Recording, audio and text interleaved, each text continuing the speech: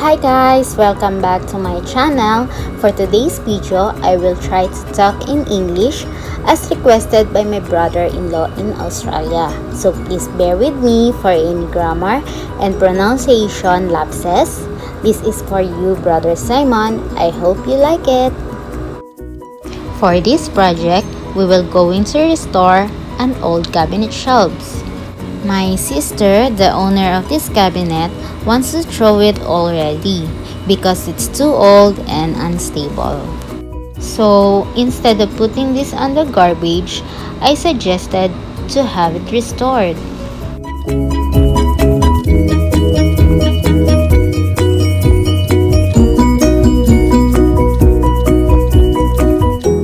First, I remove the back plywood of the cabinet because there are holes that I can't restore. What I suggested is to make it open so they can use it as a divider or a display cabinet for their frames and figurines.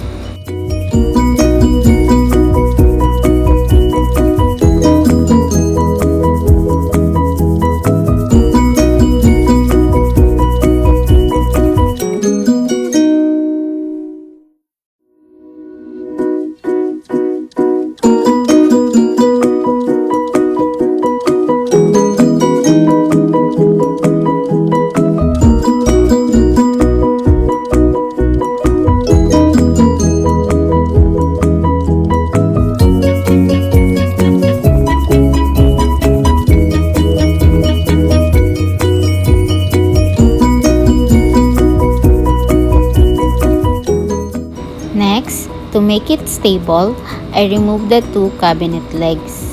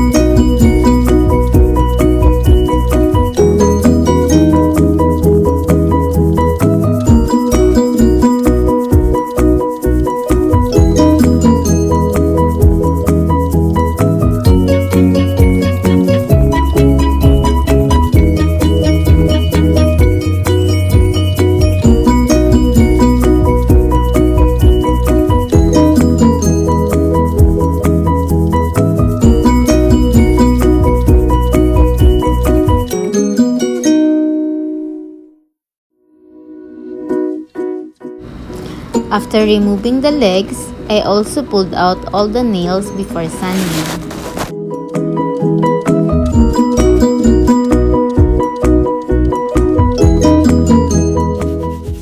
To smoothen the surface, I use sandpaper and begin sanding the whole cabinet.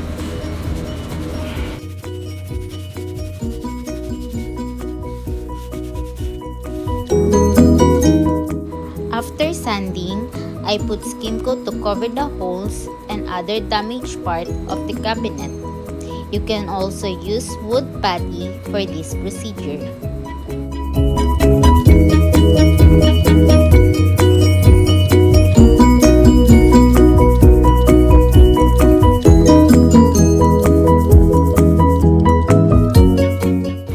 I let it dry for a couple of hours.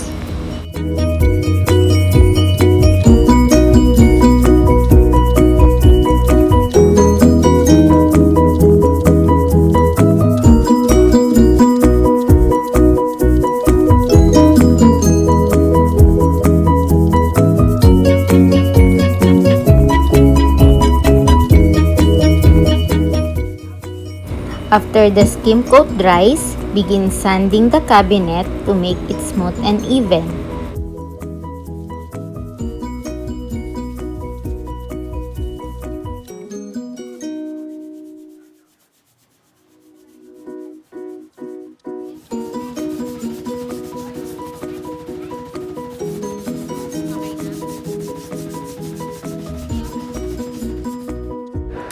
Here's the result, guys, after fixing the damaged part of the cabinet. It's painting time. I applied white quick dry enamel paint for wood as a primer.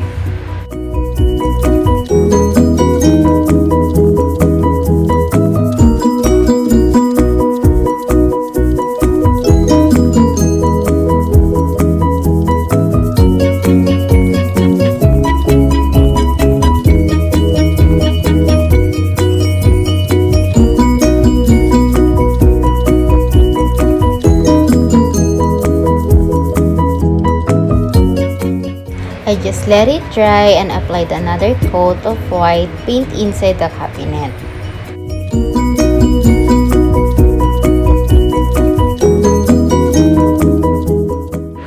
I also used chocolate brown paint for the outside area to make it more appealing.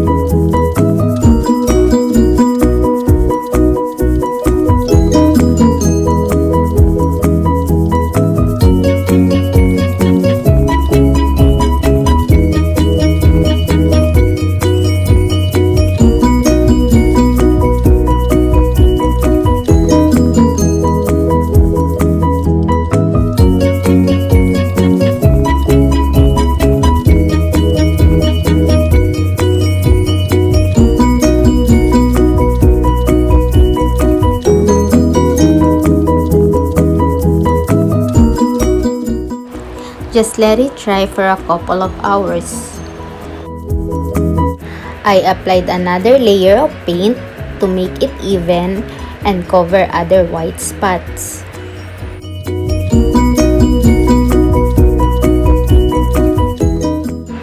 I also use small paintbrush for final touch to avoid putting brown paints on the white areas.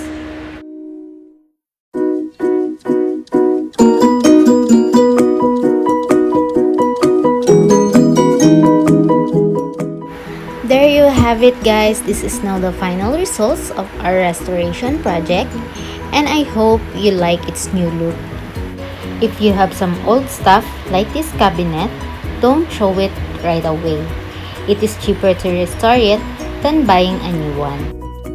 Also, there's a lot of ways to make it usable again. If you like this video, please give us a thumbs up, and if you're new to my channel, please subscribe and hit the notification bell for you to be updated. Thank you guys for watching!